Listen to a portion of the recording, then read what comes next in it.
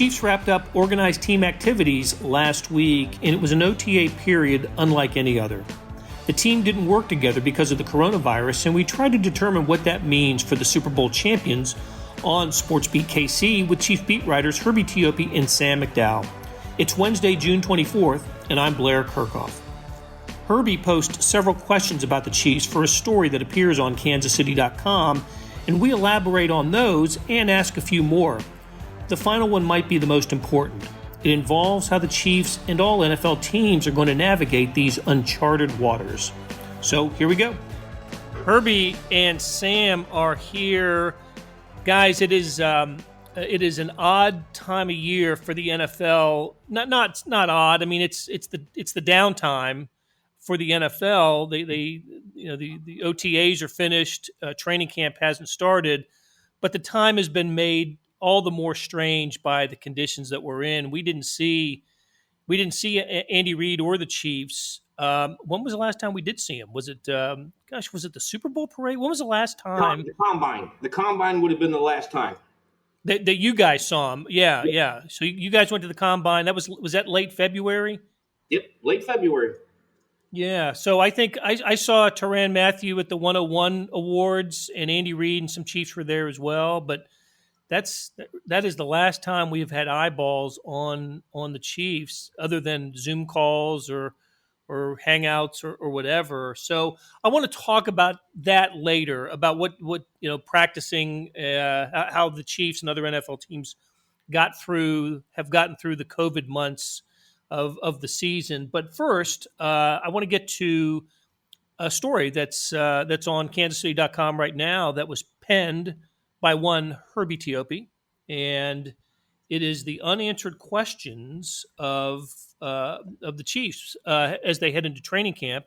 And Herbie, we're going to take them in order, and let's start with the question that probably is on most people's minds when it comes to the Chiefs and how they're going to deal with Chris Jones and the Chris Jones contract and what Chris Jones means to the Chiefs. And there's a specific date to pay attention to here. Is that right? Yeah, absolutely. Here's the deal with franchise tag players, and I know the knee-jerk reaction is, because it's been quiet on the Chris Jones front, is what's going on? What's going on? And a lot of people need to relax for a second here and just keep in mind, and history shows this, despite all the players right now that have signed their franchise tags, but for most players, the NFL is a deadline-driven league, and the key date to keep in mind is July the 15th.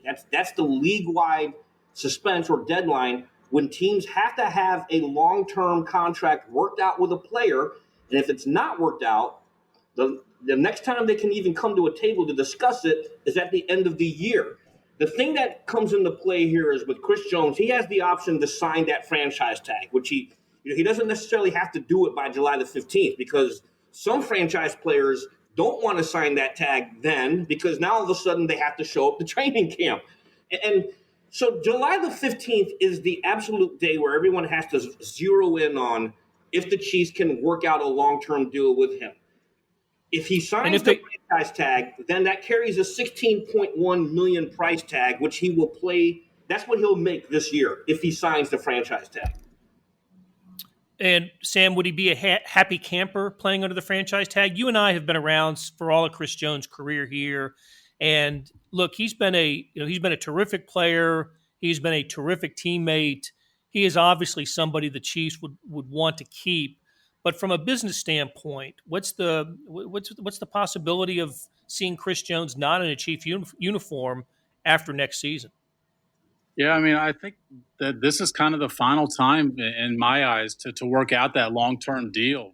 I mean, we saw Chris Jones miss camp last year because he wanted the deal last year. He wanted that extension last year. And I kind of wonder if maybe that was the Chiefs' best shot to work out a long-term deal with Chris Jones. I mean, he's put together, 4 good years, but 2 really, really good years back-to-back. And to me, a guy that can rush the passer at that position from the interior of the defensive line is so unique that I don't see how you replace Chris Jones if he's not on your roster.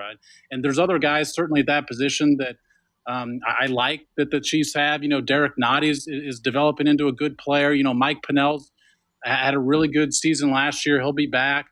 But those guys have a different attribute than Chris Jones. They don't get after the passer the way Chris Jones does. And I wonder if they don't get the deal done this offseason. I think we probably are seeing Chris Jones last year in a Chiefs uniform. And I dare say that the Chiefs' comeback in the fourth quarter of the Super Bowl doesn't happen without Chris Jones playing the way that he did, knocking down passes, getting to the quarterback. He was so critical to the Chiefs in the Super Bowl. Hate to see him not in a Chiefs uniform someday, but look, it's the nature of the NFL. It's the business of the NFL. We'll have to see. All right, let's talk about another position also on the line, but on the other side. And the question is, who lines up at left guard for the Chiefs? There's a candidate here, a leading candidate, Herbie, isn't there? But it doesn't necessarily mean that we'll see him in the starting lineup when the season starts. Yeah, the left guard position was manned by obviously three players last year, actually. It was manned by Andrew Wiley, who started the year, and then he got hurt, and then it gave way to Martinez Rankin, who actually started 5 games at left guard before he got hurt. And then eventually, as the season wore on, you saw Stefan Wisniewski, who signed as a veteran free agent at the midpoint of the season. He was inserted into the starting lineup late in the year, started all throughout the postseason and the Super Bowl championship run. But when he left in free agency, it left a hole on the offensive line. And what the Chiefs did was they brought in a veteran in Mike Remmers, signed him to a 1-year deal. Now, conventional wisdom would be, hey, Remmers is the guy who's going to be starting, but we don't know that yet. And this is where the absence of OTAs really hurts the evaluation process. I think it's when you look at all the position groups, offensive line has to rank up high with the ability to evaluate what you have there, because during OTAs, you get team-related drills.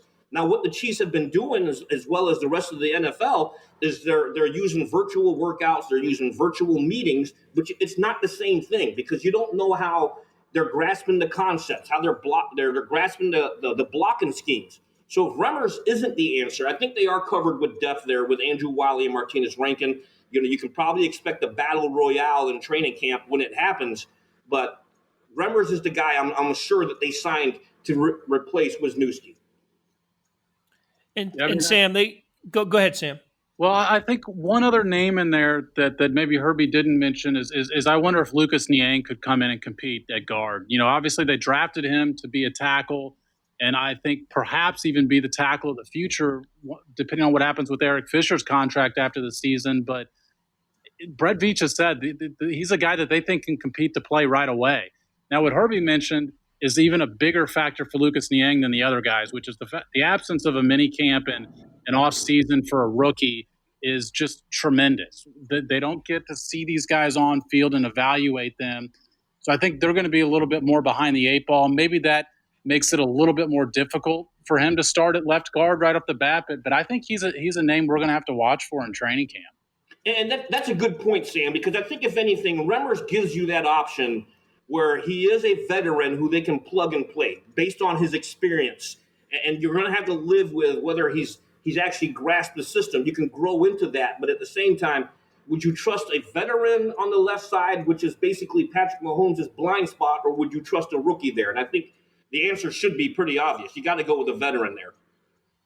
I think with the tackles, with what Fisher and Schwartz, the Chiefs feel great, right? They're in good shape there. So it was the interior of the line where we saw some vulnerability with the Chiefs, and injuries certainly played a role in that a year ago.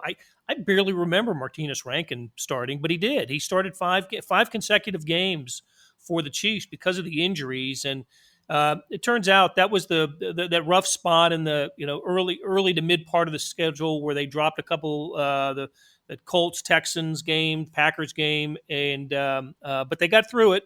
And again, by the end of the season, this was a great group. So it is the interior of the offensive line that maybe we need to keep an eye on. So, all right, next question, Herbie. Will Bashard Breeland miss time? Now, we're assuming the season starts on time and they're going to play the entire schedule. Those are, we have to operate under that assumption right now. But yeah, look, Bashard Breeland's got he's got some issues he's got to deal with. Yeah, it was 2 months ago, and we're approaching exactly 2 months since Breland was arrested in late April in York County, South Carolina. Numerous charges: resisting arrest, transporting alcohol in a motor vehicle with the seal broken, open container of beer or wine in a motor vehicle, possession of 28 grams or less of marijuana or 10 grams of hash, and driving without a license. So that's hanging over his head right now. Andy Reid said in early May that he saw video of Breland's arrest, and then both of them talked. But what's hurting right now, or what the unknown right now, not necessarily hurting, but the unknown right now is, when is this court date?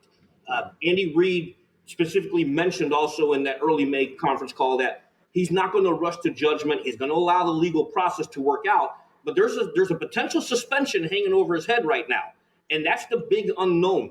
And so, is he going to miss time, or is he going to miss time? I think the Chiefs would like to have Breland. They brought him back on a 1-year, $4 million deal, and he's a starter next to Charvarius Ward.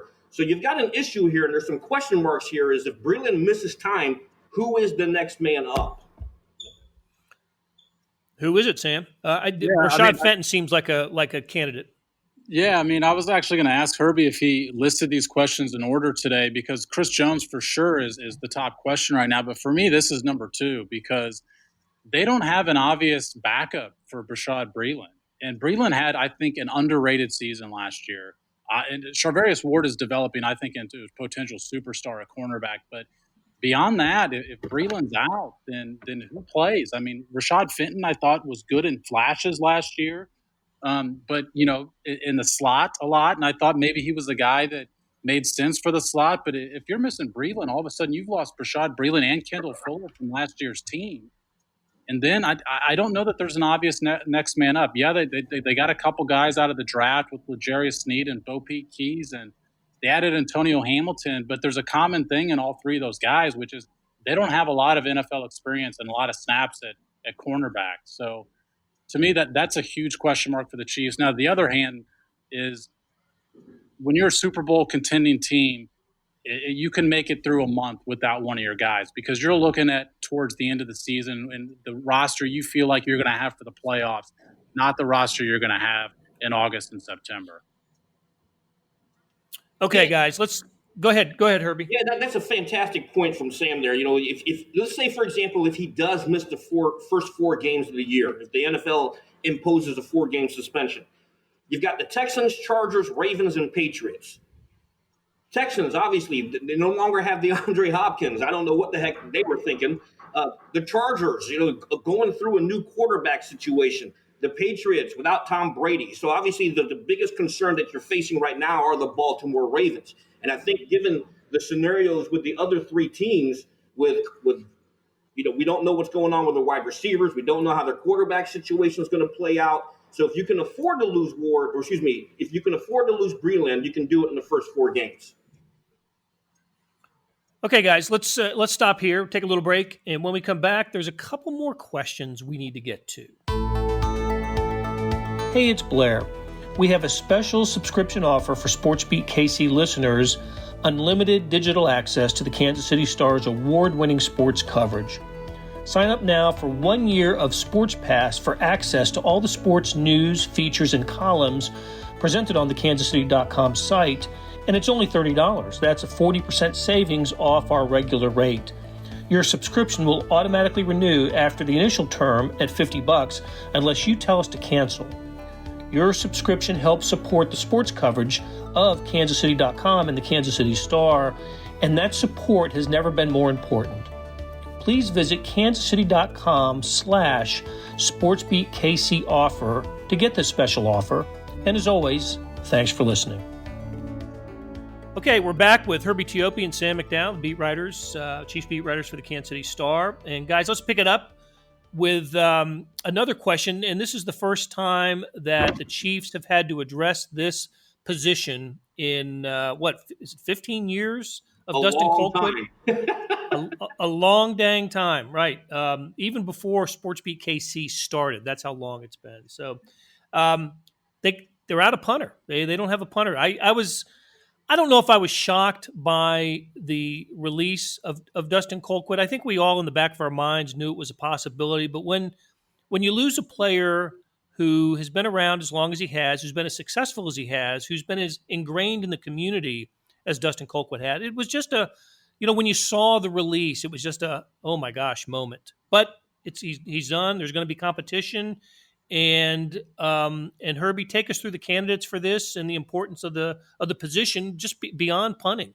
Yeah, you never worry about a punter until you need one. And I think with Dustin Colquitt, you mentioned 15 years. That's 15 years of consistency. One of Colquitt's biggest attributes was his ability to pin opponents inside the 20. He does that very, very well. And by releasing him, and it was a salary cap move because Colquitt was going to count at least, I think it was like $2.5 million against the cap. And so the Chiefs were in the offseason, they had some salary cap issues. So the move made sense from that point of view. Their options to replace Colquitt, who was very beloved in this community and amongst his teammates in the locker room, are Tyler Newsome and rookie Tommy Townsend. Dave Tobe, the special teams coordinator, said during an offseason Zoom call that he is impressed with both players, but I'll be honest with you, I think he slanted more towards Townsend, who he called, I think he said the best, he had him graded as the best punter coming out of this year's draft class. There's a lot of things at play here, and it's not just punting. We all know from our time covering the National Football League, same thing with the punter, you don't worry about the field goal unit until there's a mistake. And we saw a couple of holding issues last year.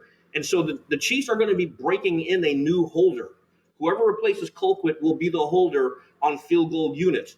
Thankfully, Dave Tobe says Newsome and Townsend have experience, but this is going to be a situation to watch. And unfortunately, once again, we don't have the benefit of the OTAs, the on-field drills to see how they've done.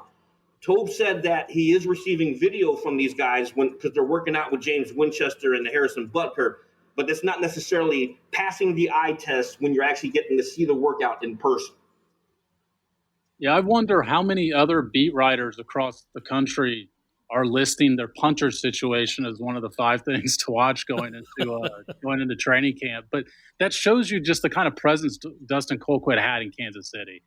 And, I mean, we all know by going into that locker room what kind of presence he had in the locker room. I mean, he was just beloved by all of his teammates. He's just one of those guys. It's tough to find someone that says a bad word about Dustin Colquitt.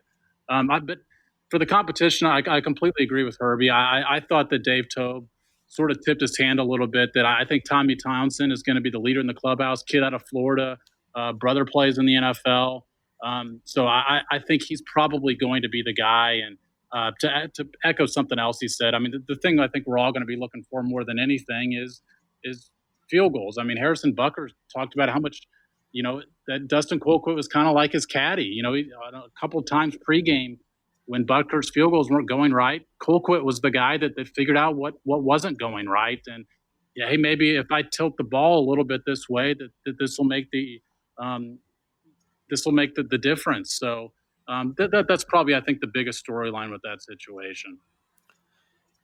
I don't mean to sound flip about this, but with the Chiefs' offense as potent as it is, yeah, I mean, you think about it. Think about a team getting 11, 12 possessions in a game, and if the Chiefs have touchdowns on 4 or 5 of them and field goals on 2 or 3 of them, that only, and one's an end of the half. I don't have the numbers in front of me, but I imagine Dustin Colquitt was probably over the last 2 seasons toward the bottom in punt attempts among NFL punters. So I know it's you want to have the absolute best person available for that position, but it's not like it was in the years when Matt Castle was the Chiefs quarterback and the Chiefs were struggling to score. No, Blair, on that point, that's why Dustin Colquitt was such a good fit here, is because his strength was that that coffin corner punting, the high hang time, getting the ball inside the 20. And to me, the Chiefs are rarely going to be backed up against their own end zone, just needing somebody to absolutely bomb the ball. Colquitt was the guy that could place the ball. And I don't know these 2 punters well enough to know which one does that better, but I would have to think that's going to be of higher consequence here than it probably would be with a lot of other organizations. All right, that takes us to the fifth question, and I think we could talk a long time about this. It wasn't actually posed in the form of a question; it just is a statement. Entering the unknown. There is a lot of unknown, a ton of unknown for all teams going into this down period before training camp begins. I don't even know where to start with this. Whether it's health and safety, why don't we start there? Just because that's foremost on everybody's mind, and it's the biggest issue in every sport right now. Herbie, what have we learned about what the NFL is doing in terms of protecting players and making the suggestions of social distancing, mask wearing, whatever? And what have you heard through about the NFL through maybe some teams that have been impacted by COVID-19? I think when I think of how they're going to handle social distancing, I go back to what Los Angeles Rams coach Sean McVay said just last week. If you want to impose strict social distancing guidelines, football is a contact sport. And McVay seemed a little frustrated trying to figure out how in the world you're going to enforce all that when we play football for a living. And I'm just paraphrasing him here, but that was the gist of his comments. Look, the NFL has been moving on like there is going to be a season, and so all the teams are doing the same thing. They've issued some tiered guidance on protocols to hopefully bring back players because teams are going to be doing training camp in their team facility. The Chiefs will not be in St. Joe this year. They will be at One Arrowhead Drive. But the players still are not allowed in there. So they've got to figure out a way to bring them in. I don't know how they're going to do this. I'm not even going to pretend to know the answer because in just the past week since the Chiefs ended their virtual offseason, you've had positive tests pop up all over, not just the NFL, where you've had Tampa Bay Buccaneers, the 49ers, the Denver Broncos had either players or coaching staff members test positive. Other sports have been affected. I go to Orlando, where the NWSL Challenge Cup tournament is supposed to be starting, and one of the teams had to withdraw the Orlando Pride because they had players and coaches test positive. College athletics, here in our own backyard, Kansas State, 14 players testing positive, or student athletes testing positive. They had to shut down their voluntary workouts. I don't know how they're going to get it done in a week. The NFL has a plan, and I guess we're just got to see how it works out. I'll tell you, Herbie and Sam, you guys, every other sport, that I can think of, right? Every other sport, U.S. sport, baseball, NBA, NHL, college basketball, college football, to a lesser extent, golf, auto racing, they've all, been impacted in a bigger way than the NFL because they've all had either their seasons or the beginning of practice interrupted. And the NFL has had the timing of the pandemic has favored the NFL. It has had an opportunity to sit back and observe what's happening in the country and what's happening in other sports, and to take go to school on what's happening in other sports. And yet, I guess we just have to have our fingers crossed that the NFL is doing the right things. They have allowed, it was early June, they started to allow coaches or team personnel back in the facilities. Hey, there's a question for you, Herbie. What do we know about what the Chiefs and other NFL teams have had, what they've allowed in terms of coming back into, well, in the Chiefs' case, One Arrowhead Drive? Yeah, and this goes back to the tiered system that the NFL has in place. So, like, for example, coaches, key personnel are considered in tier one. So anytime they're in the team facility, which they're now allowing up to, I think it's 75 now. No, excuse me, 100. It used to be 75, but now it's 100. But they all have to be wearing masks. And we've seen other teams, some of the teams on their Twitter feeds are tweeting photos of coaches coming back into the building. I know that when the league first allowed the teams to come back, the Chiefs didn't have all the coaching staffs. The first day, it was just Andy Reid and Dave Tobe. So that's what's happening now. But the key piece here are the players. When can the players return? Because you can have all the coaches in there, but it does you absolutely no good if you don't have the players in place to practice. Yeah, and Sam, the thing we talked about it, we touched on a little while ago with Lucas Niang, but I also think about Clyde Edwards-Helaire. I think about Gay, the linebacker, the draft choices, the undrafted free agents, It's true for all 32 NFL teams, but the Chiefs were looking at a handful of the draft picks to come in and contribute right away. They haven't had the opportunity to work directly with a coach. In some cases, maybe not directly with a teammate. What's the impact of that? Is it going to be a slower developing rookie class for NFL teams?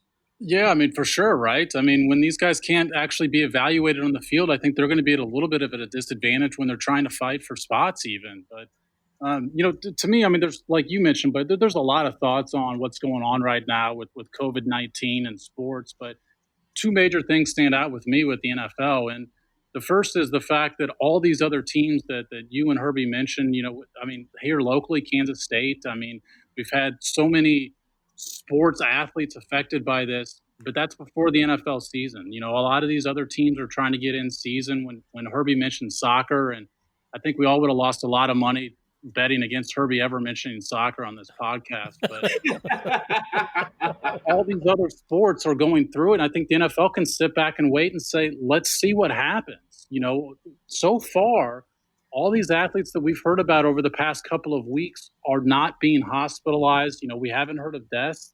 And I think that the NFL has the luxury of seeing how this plays out with athletes and then deciding how that's going to affect their season. And the second point for me is that I think it's obvious that players are going to get this once training camp starts. How many and who and where, I mean, that's certainly up for debate, but I don't think there's any question that some players are going to get COVID-19 at some point during the season. And then what do you do? And that's something that I don't know what the NFL's thought process is on that. If a Patrick Mahomes type player gets it, does he have to quarantine for 2 weeks? Is he out for 2 weeks? I mean, what do you do at that point? So there's so many unknown questions, but I think that is the big one for me. If I can just add something there to what Sam is mentioning too, that one of the things that's really jumping out to me over the last 2 weeks is the spike in cases around the country, specifically Texas, Florida, and Arizona. Those three states are trending high when you look at all the cases that are starting to pop up all over the place. What's one thing those three states have in common? They host NFL teams. When you take those three states, they host a combined 6 NFL teams. And we already know the Texans and Dallas Cowboys already had positive tests from a couple of weeks ago. And Ezekiel Elliott, their star running back, was one of the players who had it. So as the numbers continue to go up, and I certainly agree with Sam here, his point on players will get it as the season goes along. Roger Goodell has even said on record that, they expect players to get it, but they just have to have the plans in place on how they're going to deal with it. If Patrick Mahomes comes down with COVID and he has to sit out 2 weeks, hopefully it happens during the bye week so he can come back and play. I don't know how you're going to deal with it, though. We'll have to wait and see what happens here. Well, my concern is you're preparing to play an opponent. Let's just take opening week for the Chiefs, the Texans on that Thursday night opener, and all of a sudden the Texans come down with 10 cases of COVID. And is that game going to be played? Do you play that game now? And I'm not. We're, as you mentioned, Herbie, we're seeing it throughout the college football workouts with Kansas State, LSU, Clemson, Texas. Baylor's now joined the list of multiple cases, and I worry about that for college and pro football. If a team contracts, say double-digit numbers of players contract it, does the following, if you're quarantined for 2 weeks, do you even play the next couple of games? Yeah, and Blair, to that point, I mean, with K-State, look at the way those positive test numbers came out. What did it start with? Like 6, and then it was 8, and then it was 14. Less than that. No, it was like 1 or 2, and then a week and a half later, it's 14 and suspending workouts. And so what strikes me about that is because there's so much unknown about this virus, but one of the things is if you've got the virus and you get it on a Wednesday, for example, if you take the test on a Wednesday, it's probably not going to show up that you have it.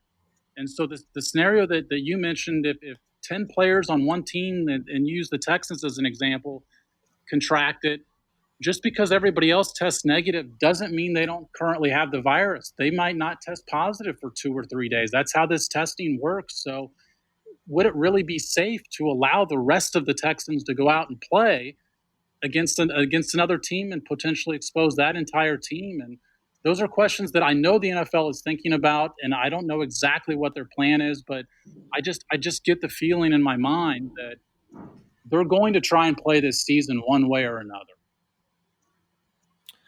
Yeah, and we're gonna get a look in July with the MLS tournament. The MLS is back tournament starting on July 8th, and now Major League Baseball set to start return in the third week in July. So we'll have a better understanding about team sports and the spread of COVID and how teams and leagues react to that. Let's leave on this question. It's a hypothetical, and no NFL team in the league doesn't have to answer this right now, but do both of you let me get your opinion on the idea of fans in the stands on June 24th. Do you expect to see any or a small percentage, half the house, full house? What are you thinking in terms of fans in the stands? Sam, let's start with you.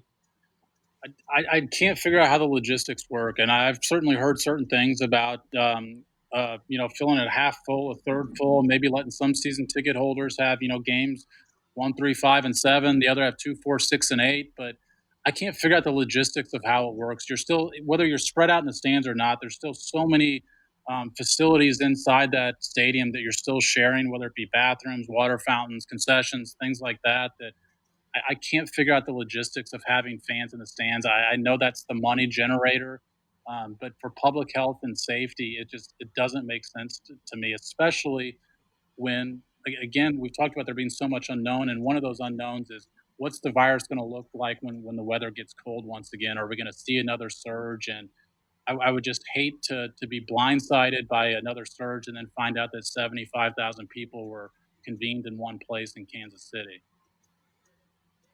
What do you think, Herbie? Everything Sam said, he nailed it. I have nothing to add to that. I agree emphatically with everything that Sam McDowell said there, my esteemed colleague, who just nailed it. I don't know how they're going to be able to do it with the logistics, and we don't have a vaccine. That is the biggest thing that is in the back of my mind right now. There's no vaccine, and I think it would be. I don't know if you want to expose everyone. Hey, come on out here and let's fill this 70,000 man stadium, or even if we go halfway, it's 35,000. I mean, I just don't see how you're going to be able to do it. Hey, Blair, can you add a teaser to the start of this episode with just Herbie talking about how much he agrees with me? And we'll cut out all of Herbie's parts, and we'll just have you talking. Yeah. Just cut that answer after everything I say. That would be great.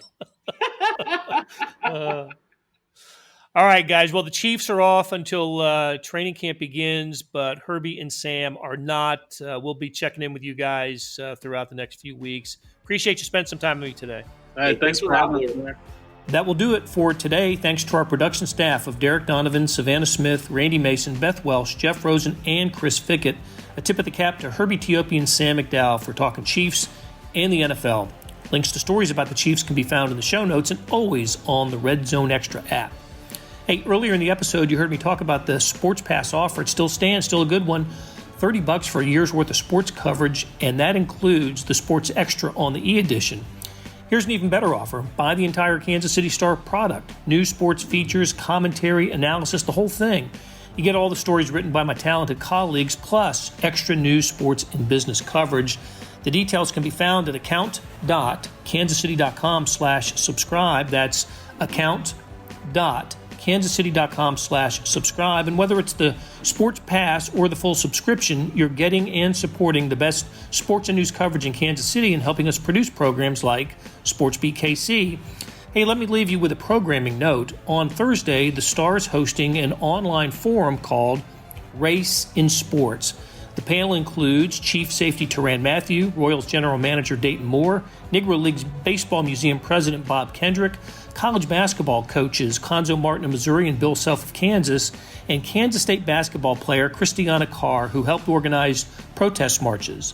The program will be carried on the Star's Facebook Live page and YouTube channel. Hope you can join us at 2 p.m. on Thursday.